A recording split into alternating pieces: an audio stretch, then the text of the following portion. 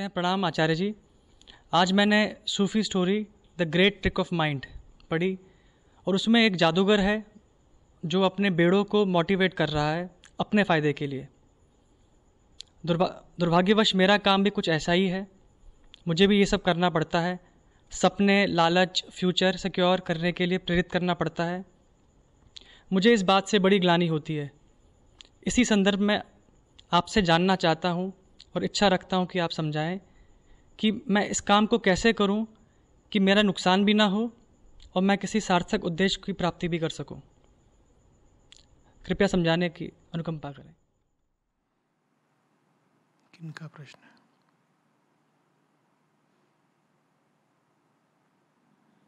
दो माइक दो।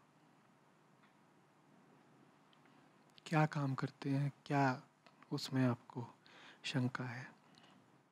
मैं नेटवर्क मार्केटिंग करके जो प्रोफेशन है उसमें काम करता हूँ। और मेरे जो कस्टमर्स हैं, जैसे कि कोई जॉब करने वाला व्यक्ति है या सेल्फ एम्प्लॉयड है, उन्हें जाके मैं मेरे प्लान को बताता हूँ कि जिससे वो पार्ट टाइम में काम करके एक अच्छी अर्निंग कर सकते हैं। तो ऑलरेडी ही वो अगर सेटिस्फाइड है अपने लाइफ में, तो बताना होता है कि आपकी फैमिली के सिक्योरिटी के लिए, एक्स्ट्रा इनकम या सेविंग्स के लिए आप इस काम को कर सकते हैं अपना काम करते हुए। तो इस तरीके से उन्हें मोटिवेट करना होता है, ये काम है।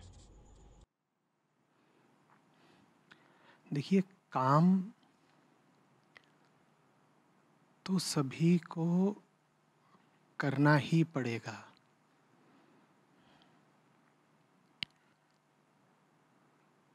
काम तो पशुओं को भी करना पड़ता है ना।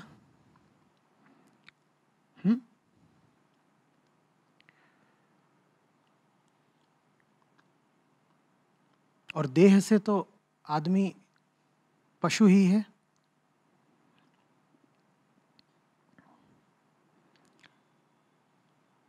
जिस सीमा तक इंसान जानवर है, उसे जानवर जैसा ही श्रम करना पड़ेगा।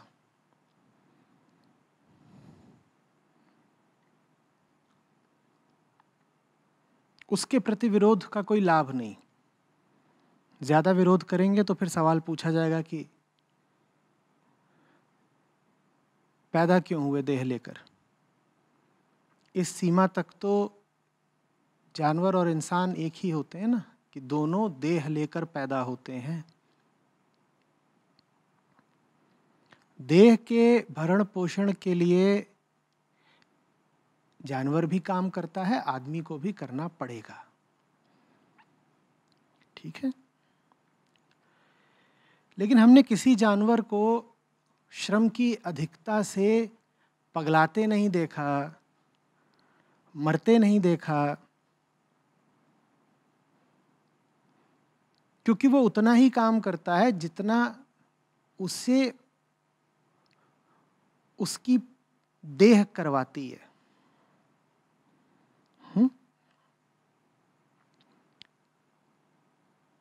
मनुष्य के लिए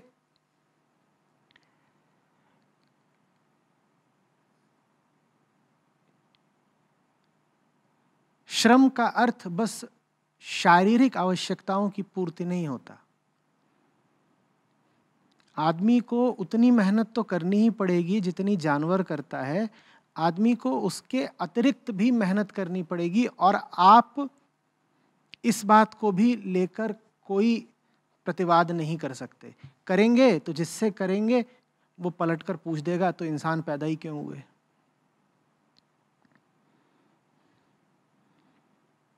तो बातचीत के शुरू में ही हम इतना तो निश्चित किए लेते हैं कि जैसे जानवर अपनी रोटी के लिए मेहनत करता है, शेर को शिकार के लिए मेहनत करनी पड़ती है, गाय को घास के लिए मेहनत करनी पड़ती है, चिड़िया को दाने के लिए मेहनत करनी पड़ती है,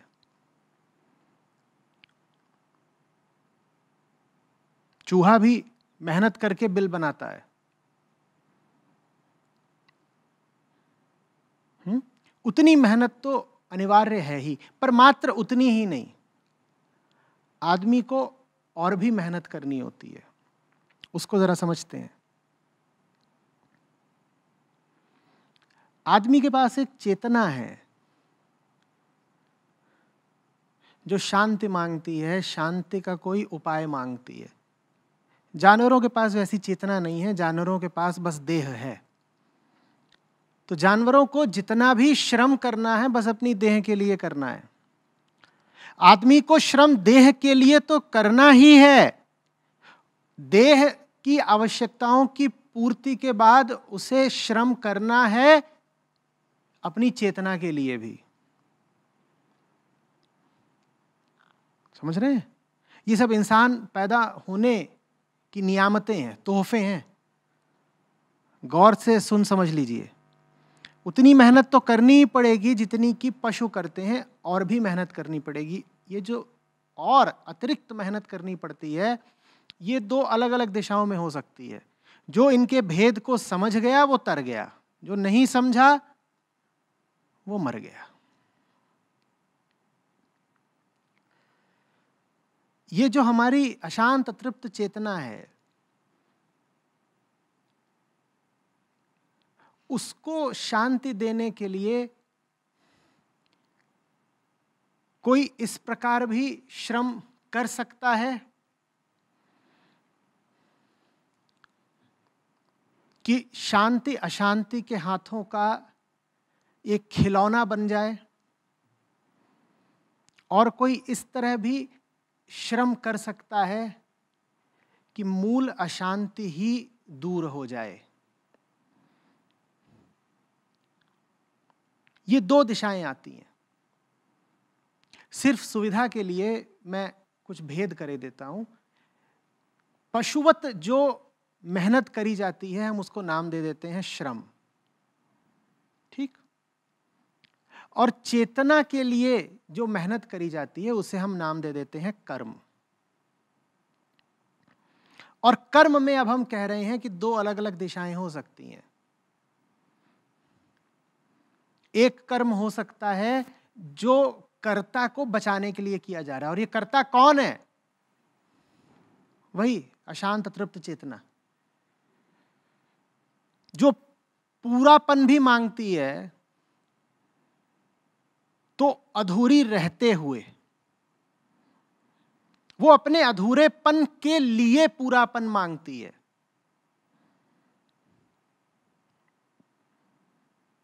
ये जो दो छोटे छोटे शब्द हैं ना, ये बड़े जबरदस्त हैं। के लिए, के लिए, के लिए का मतलब समझिएगा, फॉर द सेक ऑफ, इसका अर्थ समझिएगा। जब आप कहें मुझे अपने लिए कुछ चाहिए, तो उसके दो बहुत अलग अलग अर्थ हो सकते हैं। एक अर्थ हो सकता है कि आप जो मांग रहे हैं वैसा ही बने रहने के लिए मांग रहे हैं जैसे आप हैं, स्वयं को बचाने के लिए मांग रहे हैं, तब भी आप यही कहेंगे कि मुझे अपने लिए फलाना चीज चाहिए। और जब आप कहें के लिए, मुझे स्वयं के लिए ये चीज चाहिए, तो उसका अर्थ यह भी हो सकता है कि मुझे अपने परिवर्तन के लिए, अपनी वास्तविक बेहतरी के लिए कोई चीज चाहिए।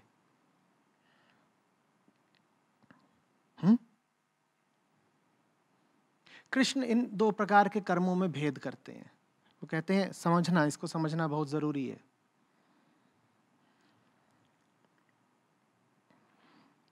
जो कर्म वास्तव में आपको मुक्ति दे देगा उसे कहते हैं निष्काम कर्म। निष्काम क्यों? क्योंकि कामना बंधे हुए की है, कामना बंधे हुए की है। तो अगर सकाम कर्म कर डाला तो किसके लिए कर डाला? जो बंधा हुआ है उसको बचाने के लिए ही कर डाला। ये वो कर्म है जो वास्तव में आपको पूर्ति देगा, जो वास्तव में आपके काम आएगा।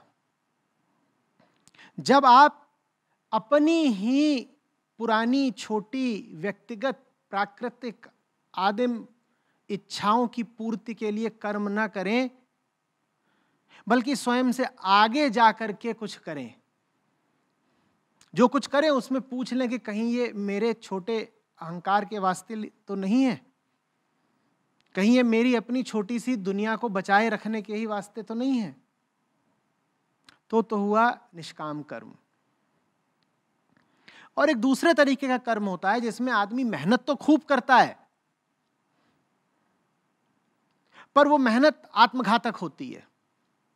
पसीना इस दूसरी कोटि के कर्म में भी खूब बहता है, जान इसमें भी लगती है, खून इसमें भी जलता है, पर आदमी पाता कुछ नहीं है। इसको आप विकर्म कह लीजिए। वो कर रहे हो जो करना नहीं चाहिए, कर तो रहे हो, जन्म तो जा रहा है करने में, समय भी खोटा हो रहा है, लेकिन पाओगे कुछ नहीं ये सब करके।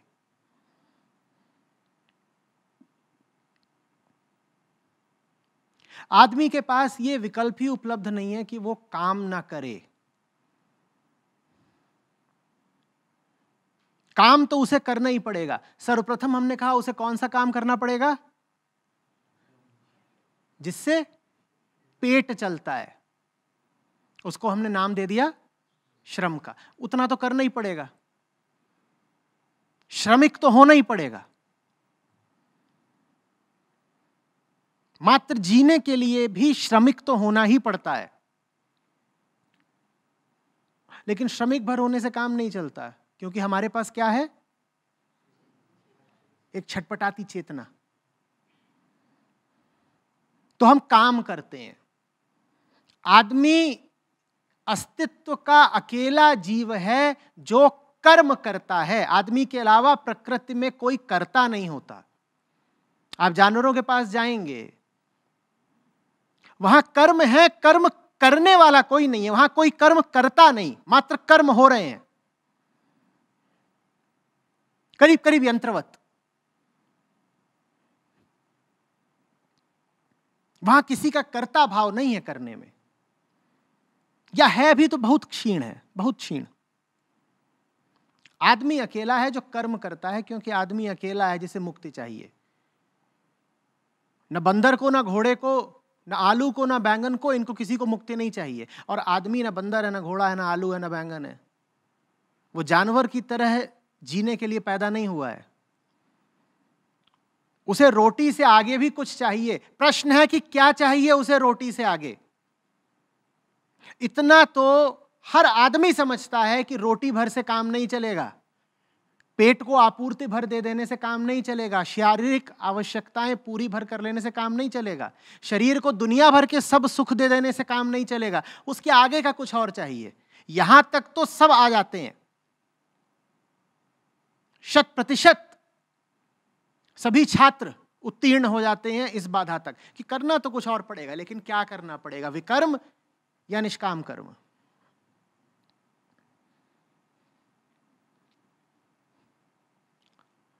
पूछिए अपने आप से, मैं जो कर रहा हूं वो मुझे क्या दे रहा है? सबसे पहले तो यह देख लीजिए कि आप जो कुछ कर रहे हैं कहीं उससे बस रोटी पानी तो नहीं चल रहा। पहला प्रश्न है कि जो कुछ आप कर रहे हैं वो कहीं बस अपने पेट और शारीरिक सुख की खातिर तो नहीं कर रहे। अगर आप वैसे कमा रहे हैं, वैसे जी रहे हैं, तो फिर आप किस कोटि के हैं? पशुओं की कोटि के हैं। जो पेट के लिए जिए उसी का नाम पशु है। जिसकी जिंदगी में पेट और शरीर से अधिक कुछ है ही नहीं, उसी का नाम तो जानवर है ना। मैं ऐसे कहता हूं कि कोई था जिसे कहा गया कि या तो जान चुन लो या भगवान चुन लो, या तो जान का वर्ण कर लो या भगवान का वर्ण कर लो। उसने जान का वर्ण कर लिया, उसे बोला गया जानवर। जो भगवान को छोड़ करके जान को वर ले, उसका नाम जानवर।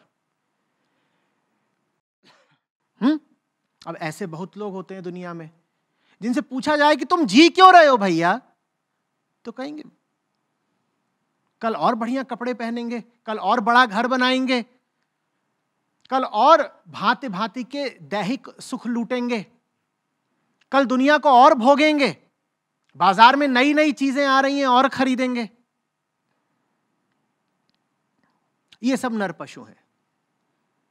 ये बिल्कुल शरीर के, पेट के, अपने तमाम अंगों और मस्तिष्क के तल पर ही जी रहे हैं। इनसे ऊपर वो हैं जिनके पास जीवन में महत्वाकांक्षा है। वो कुछ पाना तो चाहते हैं कम से कम। उन्हें इतना तो एहसास हो रहा है कि पेट भर से काम नहीं चलेगा, तो उनके पास कोई उद्देश्य है। लेकिन वो उद्देश्य, जैसा मैंने कहा, अक्सर आत्मघाती होता है। हम पाने तो निकलते हैं, लेकिन कुछ ऐसा पाने निकल पड़ते हैं जो हमारी चेतना को शांति नहीं देता, उसे और बेचैन किए रहता है। और फिर हजारों लाखों में कोई एक बिरला होता है जो डूब के काम करता है, जान लगाकर मेहनत करता है, और उसकी मेहनत होती है अपनी बेड़ियां काटने के लिए, अपने ही ताप से लोहा पिघला देने के लिए। उसका काम हुआ निष्काम। आप पूछेंगे, अरे अपनी बेड़ियां पिघलाना तो बड़ी लुभावनी कामना हुई ना, बेड़ियां काटने को फिर आप निष्काम कर्म क्यों कह रहे हैं आचार्य जी? इसलिए कह रहा हूं क्योंकि जिन बेड़ियों की बात हो रही है वो बेड़ियां हमारे शरीर से बाहर नहीं होती, शरीर के अंदर ही होती हैं। उन्हें काटना कौन चाहेगा? कोई चाहता है अपने ही बाजुओं को काट देना? जैसे हम अपने बाजुओं को नहीं काटना चाहते, वैसे ही कोई चाहता है अपनी बुद्धि को काट देना? आपकी बुद्धि से जो तर्क निकलते हैं सच्चे ही लगते हैं ना। जैसे हम अपने बाजू नहीं कटवाना चाहते, वैसे ही हम अपनी बात भी तो नहीं कटवाना चाहते ना।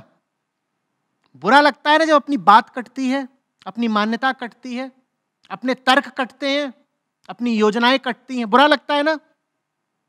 वो सब सूक्ष्म शरीर ही हैं, क्योंकि वो मस्तिष्क के उत्पाद हैं। तो ठीक जैसे आदमी को अपने बाजुओं का कटना बुरा लगता है, उसी तरह किसी बुद्धिजीवी को अपने तर्कों का कटना बुरा लगता है। क्योंकि तर्क भी कहां से आया है? शरीर से ही तो आया है, मस्तिष्क से ही तो आया है, और कहां से आया है? इसलिए हम अपनी बेड़ियां कटाने को कतई उत्सुक नहीं होते। हमारी पूरी रुचि होती है कि हम बने रहें। हमारी सब बेड़ियां हमारी रगों में दौड़ रही हैं, खून बन के। हमारा सबसे बड़ा बंधन हमारी एक एक कोशिका में बैठा हुआ है, मैं बन के। इसलिए उसको काटना, मैंने कहा, निष्कामता है। कामना तो सारी की सारी उठती है भीतर से ही ना। और भीतर क्या भरा हुआ है? भीतर मैं, और मैं के अलावा है क्या? पुराना पशु। भीतर वही सामग्री भरी हुई है जिसको लेकर के मन हमेशा अशांत रहता है, चेतना अतृप्त रहती है। जब भीतर वही सामग्री भरी हुई है, तो भीतर की उस सामग्री का अनुगमन मुक्ति दिलाएगा या बंधन में रखेगा? तो जो अपनी इच्छा के अनुसार अपने आप को तृप्ति देना चाहते हैं, उनका कर्म कभी सार्थक नहीं होता। फिर कर्म आदमी करे कैसे? निष्काम कर्म का अर्थ क्या हुआ? निष्काम कर्म का कोई अर्थ नहीं हुआ। निष्काम कर्म का अर्थ है, तुम ये देख लो कि तुम्हारे अधिकांश कर्म कहां से आते हैं। वो सकाम होते हैं। और जहां से कामना आ रही है, तुम उसी जगह से तो परेशान हो भाई। जहां से कामना आ रही है, तुम उसी जगह से परेशान हो, लेकिन कामना के माध्यम से अपनी परेशानी दूर करना चाहते हो। यह पागलपन नहीं है? जहां से कामना आ रही है, तुम उसी जगह से परेशान हो, लेकिन कामना के माध्यम से अपनी परेशानी दूर करना चाहते हो। निष्कामता का अर्थ हुआ सकामता से दूरी। बात समझ में आ रही है? आदमी को काम करना ही पड़ेगा, और दुनिया में इससे ज्यादा गंभीर प्रश्न कुछ भी नहीं है कि आप क्या काम करते हैं। जो इस मुद्दे को हल्के में ले गया, जिसने इस मुद्दे को सम्मान नहीं दिया, इस प्रश्न पर गहराई से विचार नहीं करा, उस आदमी से ज्यादा अभागा कोई नहीं।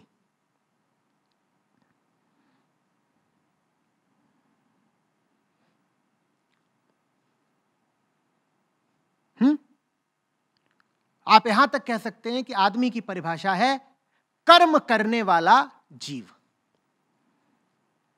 दुनिया में भांति भांति के करोड़ों जीव हैं, है ना? आदमी उनमें सब में अनूठा है। आदमी कौन है? कर्म करने वाला जीव। वही आदमी की पहचान है, उसे कर्म करना पड़ता है। और अगर कर्म ही हमारी पहचान है तो हमें पूछना पड़ेगा ना अपने आप से, क्या कर्म कर रहे हैं? कितने तरह के कर्मों से हमने कहा कि बचिएगा? 2 तरह के। सबसे पहले उस कर्म से बचिएगा जो सिर्फ पेट के लिए किया जाता है, शारीरिक साज सज्जा के लिए किया जाता है, शारीरिक सुख के लिए किया जाता है। और दूसरे तल पर हमने कहा उस कर्म से बचिएगा जो मानसिक सुख के लिए किया जाता है, जो मात्र सांसारिक महत्वाकांक्षा के लिए किया जाता है। इन दोनों कर्मों से बचिएगा। अब बड़ी आफत है, क्योंकि ये दोनों कर्म हटा दिए तो हमारी जिंदगी बिल्कुल बेनौरत, कुछ बचेगा ही नहीं। हम जो कुछ करते हैं वो सब कुछ इन्हीं 2 कोटियों में आ जाता है। हम या तो करते हैं पेट के लिए, या करते हैं पद प्रतिष्ठा इज्जत के लिए। पेट के लिए जो किया जाए वो काम वो हुआ जानवर का, और पद प्रतिष्ठा महत्वाकांक्षा के लिए जो किया जाए वो काम हुआ बेवकूफी का, विकर्म है। उससे कुछ मिलना नहीं है, बस उसमें समय खराब होना है। आप जो कुछ भी कर रहे हैं, आप देखिए कि वो किस कोटि में आता है। पेट चलाने के लिए कुछ तो करना पड़ेगा, निश्चित रूप से अच्छी बात है आप जो करते हो अगर उससे पेट चलता हो।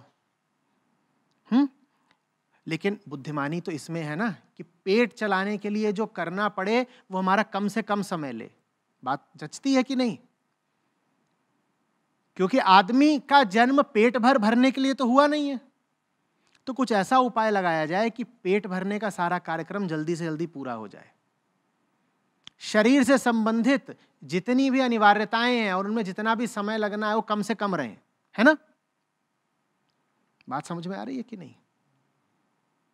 ताकि जो देह के साथ जुड़ी हुई आफत है उसको जल्दी से निपटा के आदमी रोज किनारे कर दिया करे कि लो भाई, देह का कर चुका दिया, देह का जो टैक्स है वो हमने चुका दिया। वो चुकाना पड़ेगा सबको, जो पैदा हुआ है उसे देह का कर चुकाना पड़ेगा, चुका दिया। अब बाकी समय खूब सारा बचना चाहिए। किसके लिए बचना चाहिए? महत्वाकांक्षाओं की पूर्ति के लिए। 2 होते हैं जिन्हें खाने की सुध नहीं रहती, एक लोभी, एक सन्यासी। बड़े बड़े महत्वाकांक्षी लोग भी होते हैं, वो दफ्तर में काम कर रहे होते हैं, उनका टारगेट है, उनका प्रोजेक्ट है, उन्होंने लंच स्किप कर दिया, होता है कि नहीं? इनसे भी खाना छूटा, ये खाने से ऊपर उठे। और दूसरा एक और होता है जो खाने और कमाने इन दोनों ही सरोकारों से इतना आगे निकल गया है कि उसे भोजन की सुध नहीं रही। एक है जो कमाने की खातिर खाना भूल गया, कमाने की खातिर बहुत लोग खाना भूल जाते हैं, और एक है जो खाने और कमाने दोनों से आगे निकल चुका है इसलिए खाना भूल गया। तो इसमें स्पष्टता रखिएगा। सिर्फ इसलिए कि आप शरीर पर ध्यान नहीं देते इसका अर्थ यह नहीं है कि आपका कर्म सही है। बहुत सारे लोग होते हैं वो अपने काम, अपने व्यापार में इतने डूब जाते हैं कि उनको दिल की बीमारी हो जाती है, वजन खूब बढ़ जाता है, न चलते हैं, न दौड़ते हैं, न खेलते हैं, खाना भी उल्टा पुल्टा खाते हैं, बीमार हो जाते हैं। तो वो भोजन से तो ऊपर उठ गए हैं, भोजन की तो वो बहुत परवाह नहीं कर रहे, लेकिन वो किस परवाह में फंसे हुए हैं? महत्वाकांक्षा की। नहीं, भोजन जल्दी से निपटाकर किनारे रखना है, इसलिए नहीं कि बाकी समय हम महत्वाकांक्षा की पूर्ति को दे सकें। बाकी समय कहां को जाना है इसका जरा ख्याल तो करिए। सुविधा से कुछ आमदनी मिलती हो बहुत अच्छी बात है, आप जो काम करते हैं उसमें अगर आसानी से कुछ कमाई हो जाती है बढ़िया, लेकिन जो बाकी बचा समय है उसका आप करना क्या चाहते हैं?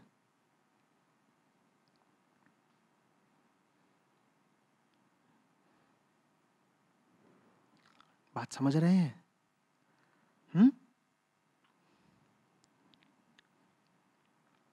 जो दूसरे में डर जगा जगा के पैसा कमाएगा वो खुद डरा कैसे नहीं जिएगा?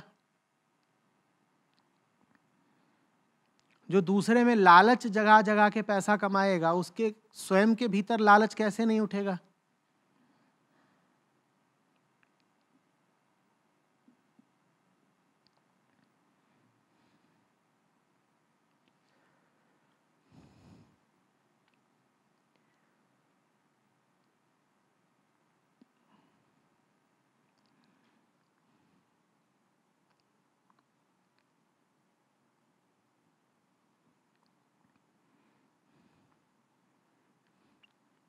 जितना अपनी मांगों को कम रख सकें रखिए, ताकि ऊर्जा बचे और समय बचे। वो सारी ऊर्जा चाहिए, उस सारे समय की जरूरत है। बहुत बड़ा काम सामने पड़ा हुआ है। ये खाना पीना, घर द्वार, ये जरूरी है बेशक, पर इन्हें जल्दी निपटाया करो। ये नहीं कि 24 में से 12 घंटे यही कर रहे हो।